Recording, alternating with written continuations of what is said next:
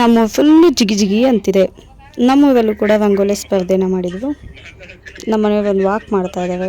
And ಮಕ್ಕಳಿಗೆ musical chair ಇತ್ತು. ನನ್ನ ಮಗಳು ರಂಗೋಲಿ ನೋಡಿ ಡ್ಯಾನ್ಸ್ ಮಾಡ್ತಾ ಇದ್ವು. ನನ್ನ ಮಕ್ಕಳಿಗೆ ಅಲ್ಲಿ ಹೊಸ ಫ್ರೆಂಡ್ಸ್ ಸಿಕ್ಕಿದ್ವು. ಮಕ್ಕಳು ಎಷ್ಟು ಬೇಗ ಫ್ರೆಂಡ್ಸ್ ಆಗ್ತವೆ ಅಲ್ವಾ. ಒಬ್ಬೊಬ್ಬರು ಕೂಡ ರಂಗೋಲಿನ ತುಂಬ ಚೆನ್ನಾಗಿ ಹಾಕಿದ್ವು. ಫೈನಲ್ ನಂಗೆ ಈ ರಂಗೋಲಿ ತುಂಬ ಇಷ್ಟ ಆಯಿತು. ಹಬ್ಬಕ್ಕೆ ಅಂದ್ಬಿಟ್ಟು ಅಮ್ಮ ತಮ್ಮ ಬೇಗ ಬಂದರು. ನಮ್ಮ ಮನೆಯಲ್ಲಿ ನಾನ್ ವೆಜ್ ಆಗಿದ್ದರಿಂದ ಪ್ರಿಪ್ರೇಷನ್ ನಡೀತಾ ಇದೆ. ಯಾವುದೇ ರೀತಿ ಭಟ್ರಿಗೆ ಹೇಳಿರಲಿಲ್ಲ. ನಾವು ಮನೆಯವರೇ ಎಲ್ಲ ಮಾಡ್ಕೊಂಡಿದ್ವಿ. ಚಿಕನ್ ಆ್ಯಂಡ್ ಮಟನ್ ಎರಡೂ ಕೂಡ ಮಾಡಿದ್ವಿ. ಫ್ಯಾಮಿಲಿಗೆಲ್ಲ ಇನ್ವೈಟ್ ಮಾಡಿದ್ವಿ. ನಮ್ಮ ಮನೆಯವರು ಪಾತ್ರೆ ತೊಳೆಯೋಕ್ಕೆ ಹೆಲ್ಪ್ ಮಾಡ್ತಾ ಇದ್ದಾವೆ. ಯಾವುದಾದ್ರೂ ಹಬ್ಬ ಅಂದರೆ ಅಲ್ವಾ ಫ್ಯಾಮಿಲಿ ಎಲ್ಲ ಒಟ್ಟಿಗೆ ಸೇರೋದು. ನನ್ನ ಯೂಟ್ಯೂಬ್ ಚಾನಲ್ನಲ್ಲಿ ಮತ್ತೊಂದು ಹೊಸ ವಿಡಿಯೋಗೆ ನಿಮ್ಮೆಲ್ಲರಿಗೂ ಕೂಡ ಹಾರ್ಟ್ಲಿ ವೆಲ್ಕಮ್. ಯಾವೆಲ್ಲ ನನ್ನ ಯೂಟ್ಯೂಬ್ ಚಾನಲ್ನ ಸಬ್ಸ್ಕ್ರೈಬ್ ಮಾಡ್ಕೊಂಡು ನೋಡ್ತಾ ಇದ್ದೀರಾ ಎಲ್ರಿಗೂ ಥ್ಯಾಂಕ್ ಯು ಸೊ ಮಚ್. ಹಾಗೆ ನೀವು ಯಾವೆಲ್ಲ ಸಬ್ಸ್ಕ್ರೈಬ್ ಮಾಡ್ಕೊಂಡಿಲ್ಲ ಪ್ಲೀಸ್ ಹೋಗಿ ಸಬ್ಸ್ಕ್ರೈಬ್ ಮಾಡ್ಕೊಳ್ಳಿ. ಹಾಗೆ ಪಕ್ಕದಲ್ಲಿ ಕಾಣೋ ಬೆಲ್ ಬಟನ್ ಕೂಡ ಕ್ಲಿಕ್ ಮಾಡಿ. ಈ ವಿಡಿಯೋ ಇಷ್ಟ ಆದರೆ ಲೈಕ್ ಮಾಡಿ. ಎಲ್ಲರೂ ಚೆನ್ನಾಗಿದ್ವಿ ಅಂದ್ಕೊಂಡು ವಿಡಿಯೋನ ಸ್ಟಾರ್ಟ್ ಮಾಡ್ತಾ ಇದ್ದೀನಿ. ಇವತ್ತಿನ ಸ್ಪೆಷಲ್ ವ್ಲಾಗ್ ಏನಪ್ಪ ಅಂತ ಹೇಳಿದ್ರೆ, ನಮ್ಮೂರಲ್ಲಿ ಹಬ್ಬ ನಡೀತಿದೆಯಲ್ಲ, ಹಾಗಾಗಿ ಹೆಣ್ಮಕ್ಳಿಗೆಲ್ಲ ರಂಗೋಲಿ ಸ್ಪರ್ಧೆ, ಹಾಗೆ ಗಂಡು ಮಕ್ಕಳಿಗೆಲ್ಲ ಬಕೀಟೆಯಿಂದ ಬಾಲ್ ಆ್ಯಂಡ್ ಮಕ್ಕಳಿಗೆಲ್ಲ ಮ್ಯೂಸಿಕಲ್ ಚೇರ್ ಆಗ್ತಾಯಿದ್ವು. ಸೊ ನಾನು ಕೂಡ ನೋಡಲಿಕ್ಕೆ ಹೋಗಿದೆ. ಯಾವ ಥರ ರಂಗೋಲಿ ಎಲ್ಲ ಬಿಡಿಸ್ಬೋದು ನೋಡೋಣ ಅಂತ ಹೇಳಿಬಿಟ್ಟು ನಮ್ಮಮ್ಮ ಹೇಳ್ತಾಯಿದ್ರು, ನೀನು ಒಂದು ರಂಗೋಲಿ ಹಾಕು ಅಂತ ಹೇಳಿಬಿಟ್ಟು. ನನಗೂ ರಂಗೋಲಿ ಹಾಕೋಕ್ಕೆ ಬರುತ್ತೆ, ಬಟ್ ಕಾಂಪಿಟೇಷನ್ ಎಲ್ಲ ಹಾಕೋ ರೇಂಜಿಗೆ ಬರಲ್ಲ ಅಂತ ನಾನು ಅಂದ್ಕೊಂಡಿದ್ದೆ. ಹಾಗಾಗಿ ನಾನು ಹೋಗಲಿಲ್ಲ. ಬಟ್ ಅಲ್ಲಿರೋ ಹೆಣ್ಮಕ್ಳೆಲ್ಲ ಪ್ರತಿಯೊಬ್ಬರು ರಂಗೋಲಿ ಹಾಕ್ತಾಯಿದ್ರು. ನಮ್ಮ ಮನೆಯವರು ಅಲ್ಲಿಂದ ಇಲ್ಲಿಗೆ, ಇಲ್ಲಿಂದ ಅಲ್ಲಿಗೆ ಹಂಗೆ ವಾಕ್ ಮಾಡ್ತಾಯಿದ್ರು ಮಗಳನ್ನ ತೋರಿಸ್ಕೊಂಡು. ರಂಗೋಲಿ ಹಾಕೋಕ್ಕೆ ಟೈಮ್ ಸಾಕಾಗಲ್ಲ, ಅಂದರೆ ಟೈಮ್ ತುಂಬ ಬೇಕಾಗುತ್ತಲ್ಲ. ಆ ಟೈಮಲ್ಲಿ ಬೇರೆ ಏನಾದರೂ ಗೇಮ್ ನೋಡ್ಕೊಬೋಣ ಅಂತ ಹೇಳಿ ಮಕ್ಕಳದು ಮ್ಯೂಸಿಕಲ್ ಚೇರ್ ಆಡಿಸ್ತಾಯಿದ್ವಿ. ಅಲ್ಲಿಗೆ ಹೋಗಿದೆ. ಅಷ್ಟರೊಳಗೆ ನನ್ನ ಮಗಳು ನೋಡಿದ್ರೆ ಯಾವುದೋ ರಂಗೋಲಿ ಫಿನಿಶ್ ಆಗಿತ್ತು, ತುಂಬ ಚೆನ್ನಾಗಿತ್ತು. ಅದನ್ನು ನೋಡಿ ನನ್ನ ಮಗಳು ಫುಲ್ಲು ಖುಷಿ ಆಗ್ತಿದ್ಲು. ಅವ್ಳಿಗೇನಪ್ಪ ಅಂದರೆ ಈಗ ಬಿಡಬೇಕು, ಅದನ್ನೆಲ್ಲ ಅವಳು ಕೆದವಾಡಬೇಕು ಅಂತ ಹೇಳಿ ಆಸೆ, ಅಳಿಸಾಗಬೇಕು ಅಂತ. ಅದಕ್ಕೆ ಕೈಯೆಲ್ಲ ಅಪ್ಪಂಗೆ ಬಿಡು ಬಿಡು ಅಂತ ಸಿಗ್ನಲ್ ಮಾಡ್ತಾಯಿದ್ವು. ಬಟ್ ನಮ್ಮ ಮನೆಯವ್ರು ಬಿಡಲಿಲ್ಲ, ಆಟ ಮಾಡ್ಕೊಂಡು ಕೆಳಗೆ ಕೂತ್ಕೊಂಡ್ಳು. ಅದು ನಮ್ಮ ಮನೆಯವ್ರು ಬಿಡದೆಲ್ಲ ಎತ್ಕೊಂಡ್ರು. ಸೊ ಪ್ರತಿಯೊಂದು ರಂಗೋಲಿ ಕೂಡ ತುಂಬ ಚೆನ್ನಾಗಿತ್ತು. ನಾನು ಒಂದು 7-8 ರಂಗೋಲಿ ನೋಡಿದೆ. ಅದರಲ್ಲಿ ನನಗೊಂದು ಕೆಲವೊಂದು 3-4 ರಂಗೋಲಿ ತುಂಬ ಇಷ್ಟ ಆಯಿತು. ಎಲ್ಲರೂ ರಂಗೋಲಿ ಹಾಕಿದ ಮೇಲೆ ಅಯ್ಯೋ ನಾನು ರಂಗೋಲಿ ಹಾಕಬೇಕಿತ್ತು ಅಂತ ಹೇಳಿ ಫೀಲ್ ಆಯಿತು ಸ್ವಲ್ಪ. ಇದು ಒಂಥರ ಹಳ್ಳಿ ಸೊಬಗು ಅಂತಲೇ ಹೇಳ್ಬೋದು. ಹಳ್ಳಿಗಳಲ್ಲಿ ಈಗಲೂ ಕೂಡ ಈ ರಂಗೋಲಿ ಸ್ಪರ್ಧೆಗಳಾಗಿರ್ಬೋದು, ಕೆಲವೊಂದು ಸ್ಪರ್ಧೆಗಳು ನಡೀತಾ ಇರುತ್ತೆ. ಅದನ್ನೆಲ್ಲ ನೋಡೋಕ್ಕೆ ಸಿಕ್ಕಾಪಟ್ಟೆ ಖುಷಿ ಆಗುತ್ತೆ. ನಮ್ಮ ಸಿಟಿನಲ್ಲಿ ಆರ್ಗನೈಸ್ ಮಾಡಿದ್ರೆ ಯಾವುದಾದ್ರೂ ಸ್ಕೂಲಲ್ಲಿ ಕಾಂಪಿಟೇಷನ್ಗೆ ಮಾಡ್ಬೋದು ಅಷ್ಟೇ. ಹಾಗೆ ನನ್ನ ಮಗಳಿಗೆ ಅಲ್ಲಿ ಹೊಸ ಫ್ರೆಂಡ್ ಕೂಡ ಸಿಕ್ಕಿದ್ವು. ಅವ್ರು ಕೂಡ ತುಂಬ ಖುಷಿಯಾದವು. ಫಸ್ಟು ನನ್ನ ಮಗಳು ಮಾತಾಡಿಸ್ಲಿಲ್ಲ. ಅದಾದಮೇಲೆ ಆ ಪಾಪುನ ರಿಯಾಕ್ಟ್ ಮಾಡೋಕ್ಕೆ ಸ್ಟಾರ್ಟ್ ಮಾಡಿದ್ವು. ನನ್ನ ಮಗಳು ಆ ಪಾಪುನ ಮಾತಾಡಿಸ್ತಿದ್ವು ಆ್ಯಂಡ್ ಆ ಪಾಪು ನನ್ನ ಮಗಳನ್ನ ಮಾತಾಡಿಸ್ತಾ ಇದ್ವು. ನಾನಿಲ್ಲಿ ವಾಯ್ಸನ್ನು ಮ್ಯೂಟ್ ಮಾಡಿದ್ದೀನಿ. ಯಾಕೆ ಅಂತ ಹೇಳಿದ್ರೆ ಮೈಕೆಲ್ಲ ಹಾಕಿದ್ರಿಂದ ಸಿಕ್ಕಾಬಟ್ಟೆ ಬೋವಿತ್ತು. ಬಟ್ ನನ್ನ ಮಗಳು ಒಂದು ಸ್ವಲ್ಪನೂ ಎದ್ದುಕೊಳ್ಳಿಲ್ಲ ಗೊತ್ತಾ. ನಮಗೆ ಒಂಥರ ಡಗ ಫೀಲ್ ಆಗ್ತಾ ಇದಕ್ಕೆ ಕಿವಿಯೆಲ್ಲ ನೋವು ಬಂದುಬಿಡ್ತು. ಅವಳು ಫ್ರೆಂಡ್ನ ಮಾತಾಡ್ಸ್ಕೊಂಡು ಈ ಕಡೆ ಬಂದರೆ ಎಲ್ಲ ಹುಡುಗಿರು ಕೂಡ ರಂಗೋಲಿನ ಫಿನಿಷ್ ಮಾಡಿದ್ವು. ಒಬ್ಬೊಬ್ರದ್ದು ಕೂಡ ತುಂಬ ಚೆನ್ನಾಗಿ ಬಂದಿತ್ತು ರಂಗೋಲಿ. ಕೆಲವೊಬ್ಬರು ಸ್ವಲ್ಪ ಅಟ್ರಾಕ್ಟಿವ್ ಆಗಿ ಕಾಣಲಿ ಅಂತ ಹೇಳಿ ಉಪ್ಪನ್ನು ಯೂಸ್ ಮಾಡಿದ್ವು, ಕೆಲವೊಬ್ಬರು ಫ್ಲವರ್ ಯೂಸ್ ಮಾಡಿದ್ವು ಆ್ಯಂಡ್ ಕಲರ್ ಯೂಸ್ ಮಾಡಿದ್ವು ಆ್ಯಂಡ್ ಏನು ಹೇಳ್ತವೆ ಗಿಲ್ಟರ್ ಪೌಡರ್ ಲೈಕ್ ಮಿಂಚು ಅಂತ ಹೇಳ್ತವಲ್ಲ ಅದೆಲ್ಲ ಯೂಸ್ ಮಾಡಿದ್ವು. ಪಿಕಾಕ್ ಡಿಸೈನ್ ನನಗೆ ತುಂಬ ಇಷ್ಟ ಆಯಿತು. ಇದು ತುಂಬ ಚೆನ್ನಾಗಿ ಬಂದಿತ್ತು. ಬಟ್ ಎಲ್ಲರೂ ಕೂಡ ಪ್ರತಿಯೊಬ್ಬರು ತುಂಬ ಚೆನ್ನಾಗಿ ಬಿಡಿಸಿದ್ವು.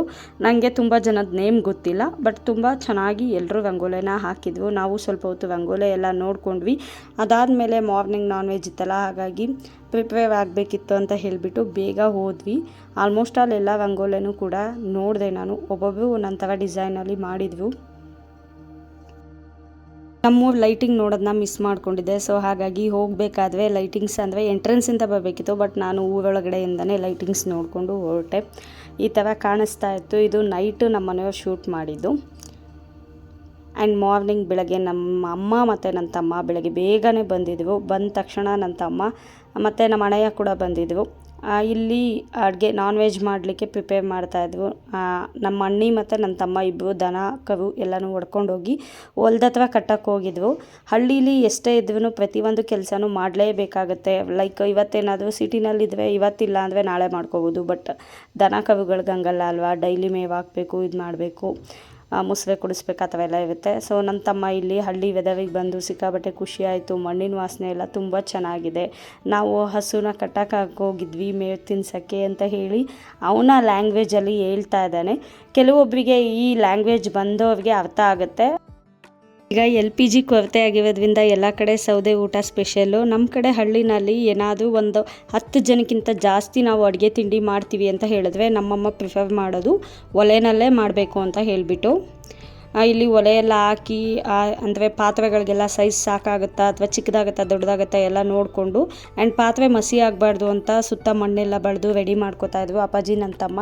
ಆ್ಯಂಡ್ ನಾನು ಆಲ್ಮೋಸ್ಟ್ ಅಲ್ಲಿ ನೈಟೇ ಎಲ್ಲ ರೆಡಿ ಮಾಡ್ಕೊಂಡು ಇಟ್ಕೊಂಡಿದ್ದೆ. ಬಟ್ ಟೊಮೊಟೊ ಮತ್ತು ಸೊಪ್ಪುಗಳನ್ನೆಲ್ಲ ಬೆಳಗ್ಗೆ ಎದ್ದು ನಾನು ರೆಡಿಯಾಗಿ ಆಮೇಲೆ ಮತ್ತೆ ರೆಡಿ ಆಗೋಕ್ಕಾಗಲ್ಲ ಅಂದ್ಬಿಟ್ಟು ಅಪ್ಪಾಜಿ ನಾನು ಎಲ್ಲ ರೆಡಿ ಮಾಡ್ಕೊಂಡ್ವಿ.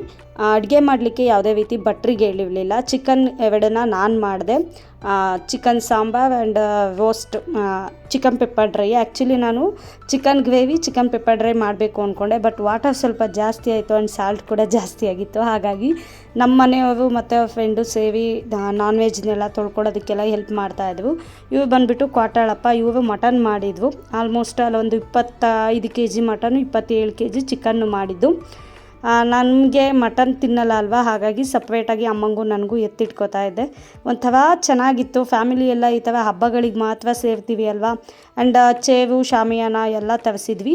ತುಂಬ ಜನಕ್ಕೇನು ಹೇಳಿರಲಿಲ್ಲ, ತುಂಬ ಹತ್ತಿರದ ರಿಲೇಟಿವ್ಸ್ಗೆ, ಬೇಕಾದವ್ರಿಗೆ, ಫ್ರೆಂಡ್ಸ್ಗೆ, ಫ್ಯಾಮಿಲಿಗೆ ಮಾತ್ರ ಹೇಳ್ಕೊಂಡಿದ್ವಿ. ಆ್ಯಂಡ್ ನಮ್ಮ ಮನೆಯವರಲ್ಲಿ ಪಾತ್ರೆ ತೊಳಿತಾಯಿದ್ರು. ಬಿಕಾಸ್ ಮಟನ್ ಪಾತ್ರೆನ ನಾನು ಮುಟ್ಟಲ್ಲ, ಹಾಗಾಗಿ ನಮ್ಮ ಮನೆಯವ್ರ ಕೈಲೇ ಪಾತ್ರೆ ಎಲ್ಲ ತೊಳಿಸ್ತಾ ಇದ್ದೆ. ಅದಾದಮೇಲೆ ಇಲ್ಲಿ ಅಡುಗೆ ಎಲ್ಲ ಆಗಿತ್ತು. ನಾವು ಆಲ್ಮೋಸ್ಟ್ 12 ಗಂಟೆಗೆ ಮುಗಿಸೋಣ ಅಂದ್ಕೊಂಡ್ವಿ, ಬಟ್ ಆಗಲಿಲ್ಲ, 1-1:30 ಆಗೋಯಿತು. ಇಲ್ಲಿ ಕ್ವಾಟಾಳ ಅಪ್ಪ ಅಮ್ಮ ಎಲ್ಲರೂ ಕೂಡ ಮುದ್ದೆ ಎಲ್ಲ ತಿರ್ಗಕ್ಕೆ ನಿಂತ್ಕೊಂಡ್ರು. ನಾನು ತಿರ್ಗಕ್ಕೆ ಹೋದೆ, ಬೇಡ ಹೋಗು ನಿಮ್ಮ ಮಾಡಿದೀಯಾ, ಸ್ವಲ್ಪ ರೆಸ್ಟ್ ಮಾಡು ಅಂತ ಹೇಳಿದ್ರು. ಅದಕ್ಕೋಸ್ಕರ ಸ್ವಲ್ಪ ಹೊತ್ತು ರೆಸ್ಟ್ ಮಾಡಿ ಅದಾದಮೇಲೆ ಎಲ್ಲ ನೆಂಟರುಗಳು ಬಂದರು, ಅವ್ರಿಗೆ ಊಟ ಬಡಿಸ್ಬೇಕಾಗಿತ್ತು.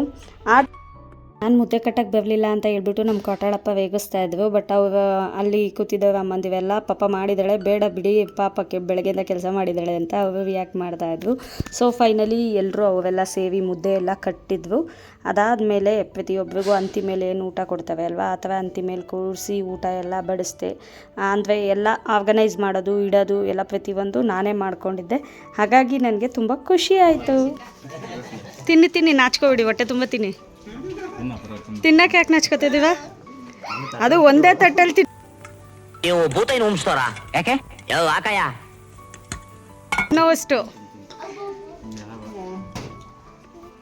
ತಮ್ಮ ನಮ್ಮ ಮಾವನ ಮಗನ ಇಟ್ಕೊಂಡು ಫೋಟೋ ತೆಗೆಸ್ಕೊತಾ ಇದ್ವು. ನಮ್ಮ ಮಾವನ ಮಗ ನಾಚ್ಕೋತಾ ಇದ್ರು. ಸೊ ಫೈನಲಿ ನೆಂಟರುಗಳೆಲ್ಲ ಬಂದಿದ್ವು. ಎಲ್ರಿಗೂ ಊಟ ಎಲ್ಲ ಬಡಿಸಿ ಅವ್ರನ್ನೆಲ್ಲ ಏನು ಹೇಳ್ತವೆ ಕಳಿಸ್ಕೊಡೋ ಅಂಥ ಸಮಯ ಸಂಜೆ. ಇವರು ನಮ್ಮ ಮನೆಯವ್ರ ಫ್ರೆಂಡು. ಮೊದಲೆಲ್ಲ ಈ ಥರ ಕೆಂಪು ನೆಲ ಇರ್ತಿತ್ತಲ್ವ ಅಲ್ಲಿ ಸೈಡಲ್ಲಿ ನಾವು ಈ ಥರ ರಂಗೋಲಿ ಆಸೆ ಅಂತ ಕವಿಯೋರು. ನಾನು ನಮ್ಮನೆ ಬಾಗಿಲಿಗೆ ಈ ಥರ ಹಾಕಿದ್ದೆ, ನಂಗೆ ಸಿಕ್ಕಾಬಿಟ್ಟೆ ಇಷ್ಟ ಆಯಿತು. ಅದಾದಮೇಲೆ ಸಂಜೆ ಕೂತಿದ್ದಾಗ ಈ ಥರ ಮೇಕೆ ಮರಿಗಳೆಲ್ಲ ಬಂದಿತ್ತು, ಅದನ್ನೆಲ್ಲ ನೋಡೋಕ್ಕೆ ಒಂಥರ ಖುಷಿ.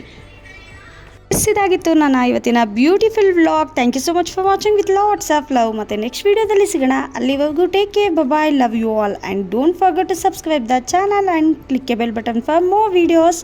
Miss you all.